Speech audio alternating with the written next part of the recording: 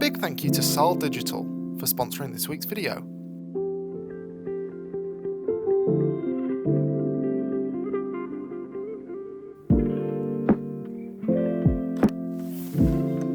Well, morning folks, and welcome to Jamaica. Kidding, obviously. Welcome to Iceland. As you can see, I've set up trying to shoot this sign with the mountains in the background. How human nature is that? Amazing background scenery with just a hint of humans' impact on the environment. It's exactly my kind of scene, but I'm going to get run over if I'm not careful. So I should be careful. Now, usually when I come to Iceland, I'm either here on my own or running a workshop, but this time I'm with family. Yes, that's right. We've brought an 18-month-old to Iceland, which is going kind of all right, but we'll see, I suppose, as the week goes on. We've been here one day so far. The car is just there, and Emily and Noah are in said car, and I'm waiting for Emily to wave her arms furiously, which will let me know that Noah has had enough. It's really a case of whether that happens first or the mountains catch and start going pink. I'm obviously hoping that happens first, or that doesn't happen at all, really, but come on. Well, I think that looks pretty cool. I hope it's not the sort of spot that you take a load of photos because you think it's right up your street, only to find that when you sit down to edit it, it looks a bit naff. But I've driven past here, I don't know, dozens of times over the years, and I've always thought that looked like a nice scene. Never had the chance to stop, so fingers crossed. Also on that actually, because I've been here a fair few times before, I thought this week I'd approach things a little bit differently. I've been to all the honeypot spots, photographed everything that people photograph when they come here. So this week what I thought I'd do is try and do a bit of storytelling with my photos and try to kind of show off Iceland, but through Noah's eyes. We'll see how we go with that. I don't know exactly how it's going to work, but that is my thinking. Iceland through the eyes of a baby who is mostly asleep, to be honest. Well, par for the course for this channel, it's now 2 weeks later, and I'm no longer in the snow, as you can see. In fact, I'm in an airport hotel room. Quite a nice hotel room, actually. I usually end up in dives, but this is lovely. Anyway, why am I here? Well, tomorrow morning, early tomorrow morning, I'm flying off somewhere to film the next couple of videos, unless I mess something up. And the reason that I've waited until now to film the next bit of this video is that just before I left to come here, this arrived. And this is basically the vehicle that I want to use to talk about some of the principles behind sequencing and general storytelling with imagery. So this is a book from the Iceland trip that I've put together with today's sponsor, Saal Digital, and more about that later. But basically I thought a book was the best way to describe some of the theory behind storytelling. So yeah, here goes. Might just get a cup of tea first, actually. It doesn't seem to matter how nice a hotel room is, the kettle will always take about 3 years to boil. Come on! Like that, bro. So storytelling in photography is not an exact science, but there are some sort of loosely agreed shot types which can work together to help create a story arc, and that's one of the things I'm hoping to go through with this book. Now, these shot types go by various different names, but broadly speaking, the first of them is establishing shots. Now, establishing shots basically do what they say on the tin. They establish the scene. They introduce characters, they introduce the landscape, and they introduce a sense of what's going on. They give the viewer a sense of what might be happening within the story. And I thought I'd start this book with a spread that does exactly that. So, first image, you don't really get a sense of where in the world we are, but you get a sense of the two main characters, Emily and Noah. And you don't get much else, but that's purposeful, because what I want to do is sort of gradually show a little bit more of the landscape and therefore the story. As you can see in the second image, by way of the fact that I've got Noah as a silhouette, not much else of the room, it's all completely black, but outside you can see lots of snow and the coast as well. I mean, it's completely out of focus, so you don't really get much in the way of detail, but you get a sense of where we are. So yeah, that is how I've constructed the first page of the book. And I say first page, I suppose it's the first 2 pages. Next up, much the same principle. I've again used lots of shadow, but this time we've moved on to a different shot type, and that's transition images. Now, transition images, again, as they say on the tin, they move the story along. Now, a story like this, where we're moving around the country, that's quite easy to do, and the transition shots can be quite literally shots in the car or shots of us moving from place to place. Now, not every story type moves from place to place. You can have an entire story in one room, but the point is transition images help a story to move along. So this shot, I think, does exactly that. You've got Noah looking out to the building that features in the first couple of shots, and you've got just as much shadow, pretty much, as you had in the first couple of shots, which helps link those images together. Now, because this photo is a transition photo, it enables me to move back into another establishing shot afterwards. And in this case, that car journey has resulted in us ending up at the beach. And so there's a shot of Emily and Noah at the beach, which is also the front cover shot that I've chosen, and I've followed that with a couple more shots showing pretty much the same thing. Now, this last image, I'd say maybe it's still an establishing shot, but it's also a little bit of a different shot type, which is a cutaway. Now, cutaways, in short, are detail shots, and they serve a couple of purposes. So number one, they give a bit of respite from the sort of grander images where you've got more going on, so they tend to be a bit simpler, they tend to focus in more on very specific things. Number two, yeah, they focus on specific things. So for example, in commercial shoots, cutaways will be used to show logos or show specific features of products. But I find if they're done well, they help to punctuate the sort of more epic shots, the other establishing shots. I don't know if this is doing it well, but yeah, this is kind of a mix between an establishing shot and a cutaway. It's a bit closer in. We've got a very obvious shallow depth of field where we've got the wave in focus and Emily and Noah not in focus.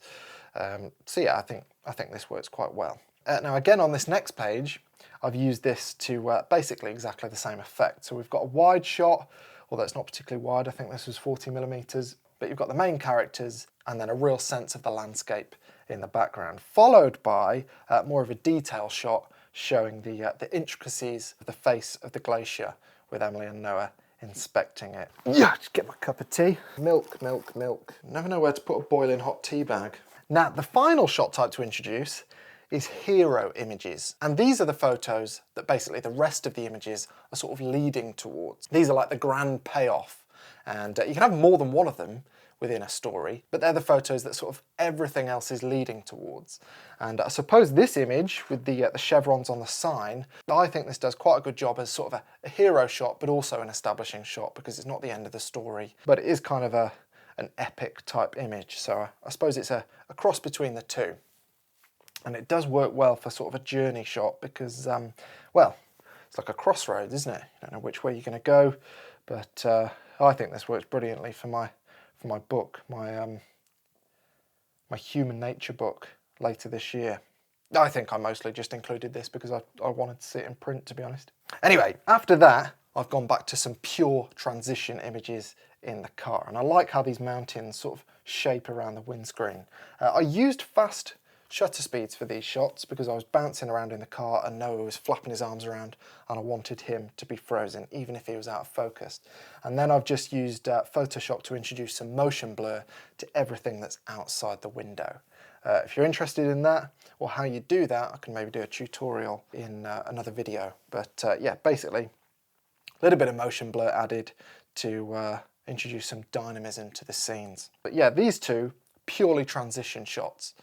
Because we're off to another spot, namely Skogafoss. Now, one of my favourite things to do within storytelling, whether I'm putting together a book or I'm just sequencing photos on a web page and putting them next to each other, is I like to be in one place with a very, very similar composition with my subject doing different things. Now, I've used this later in the book as well, but this is quite a good example of it. So basically you can see Emily and Noah walking towards the waterfall, and then in the next one they're doing something slightly different. And I think that just helps to sort of move the subjects along in the story while the scene stays very similar. Now, another way I like to link images together is to use one element of a scene to cross over between images even if everything else within the images changes. And this is a pretty good example of that. So obviously we've got Emily driving, but in the distance you can see the sea stacks at the black sand beach. And then in the next photo, you've also got the sea stacks, but you've got Noah running towards them, no car, nothing the same as the previous image. And that can be a really nice way to sort of, again, move the story along, but link the images together. So I quite like these two as a page or a spread. And then obviously tone and colour is a really nice way to link images together. So we've not got the sea stacks in both of the images here, features in the image on the left but not on the right, but the images are still quite closely linked together because the tones and the colours are so similar. So I think this works quite nicely too. This, I would say, is one of my favourite images from the trip. I don't know that it works all that well on social media, for example, but you've got this guy taking a photo of just epic waves, and you've got the bird right in the middle of the frame too.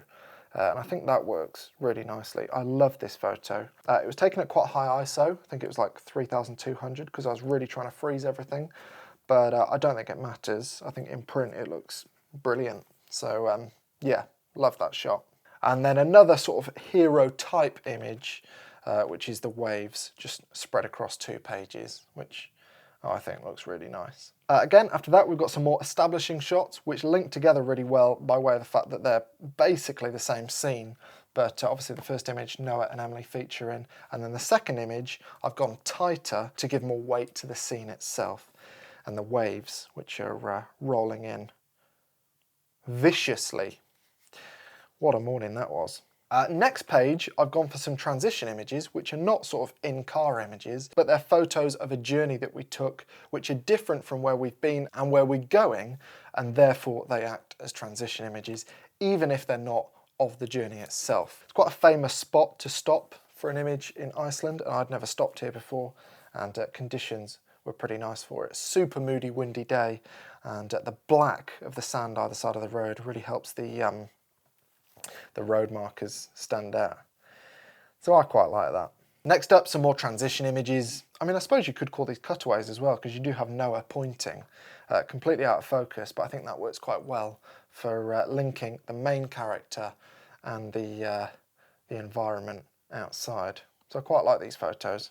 Took me a while to get him to point, but we got there in the end. Next up, these images have very little to do with Noah, to be honest. He was just in the car, but I wanted to stop at this station because it looks derelict. I mean, it's not. It's fully functional. Loads of people were coming and going, getting fuel from this place, but just the bright red roof and the mountains behind, I thought looked pretty nice. And then these images, or this spread, I think is my favourite of the entire book, purely from the point of complementing tones. So the image on the left is mostly orange because you've got the reflected sunrise in the window and what that does to the side of the building as well.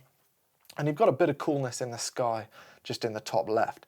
The image on the right is mostly cool because it's taken just before sunrise, right at the end of blue hour, but there are accents of orange just with the diggers and the machinery in the foreground. So between the two of them, I think they complement each other really well, and they give a sense of where we might be without kind of giving the game away, because I'm trying to build suspense to the images after this. And then again, this is the technique that I used on previous pages at Skogavos. You basically have a composition of the scenery, and then your subject is doing a couple of different things, and that just, I don't know, it adds dynamism, I think. Works really well, which is why I've done it a couple of times. Some more cutaways. As you've probably noticed so far, most of the images that feature Noah also feature his bright yellow wellies. So they sort of become a storyline themselves, and so I wanted to feature them more closely in their own images. So I've got one of me holding them up, yellow wellies with black sand on the bottom of them. Tells you a lot about where we are and the fact that Noah has tiny 18-month-old feet. And then alongside a simple one of me just holding the wellies, I've got Emily holding Noah up, and he's got the black sand covered on the bottom of his shoes. And then, similar principle to what I've described a few times, you have a very similar composition, but your subject doing different things. In hindsight, I wish I hadn't have included this image on the left with Noah out of focus and the mountain in focus in the background. I think I've already covered that in previous pages. What I wish I'd done is gone for a double page spread of the hero image of the entire story, which is this one. Noah walking on Stocksness Beach, and you've got his reflection, the reflection of the mountain. I just absolutely love this photo. I spent a lot of time on this beach, usually in the middle of the night, waiting for the northern lights. Freezing cold, so it felt really special to be there on a beautiful morning with Noah. And I probably, as I say, should have celebrated that with a double page spread, given that this is the crescendo of the story. Crescendo? The finale. Is that what crescendo means? I don't know. The loudest point reached in a gradually increasing sound. So yeah, not really. So yeah, basically, I don't know if that's been clear or interesting, but yeah, that is how I think about sequencing with regard to this particular story. And that's how I think about putting a book together. You take establishing shots, transition shots, cutaways and hero images, and you try and lace them together in a way that moves the story along at a half decent pace. And like I was doing from the first few pages, you try and build a bit of suspense by revealing bit by bit the characters and the scenery, if your story is about characters and scenery.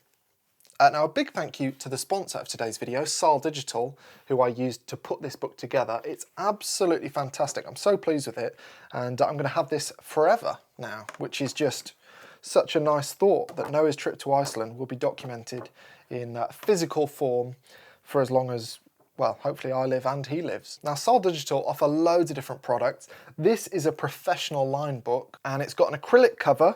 There are no Saal Digital logos anywhere on it. It's handmade, and as you've probably been able to tell, it's got a lovely lay flat binding, so you can just see all the images perfectly without having to worry about pages flipping and flopping over. Now, there are several different papers to choose from, lots of different sizes, lots and lots of different options. You can even choose to have your book come in one of these presentation cases, which is really nice. And they've constantly got great offers going on. So if you go into the description of this video, you can go through to see what I selected, and you can choose whatever fits you as well. I would really, really recommend checking them out because, as I say, this is such a nice thing to have. And so if you've got images from a holiday or a previous photography trip that you think would work really well in a book and you want documented in physical form, I would really recommend checking out this because I've been super happy with it. So yes, big thank you to Saal Digital, and definitely check them out. I will see you next week when I won't be in the snow, I won't be in this hotel room. In fact, I'll be somewhere quite hot. So yeah, looking forward to that. Gonna go and put some sun cream on now. Please subscribe if you haven't already, and I'll see you then. Cheers.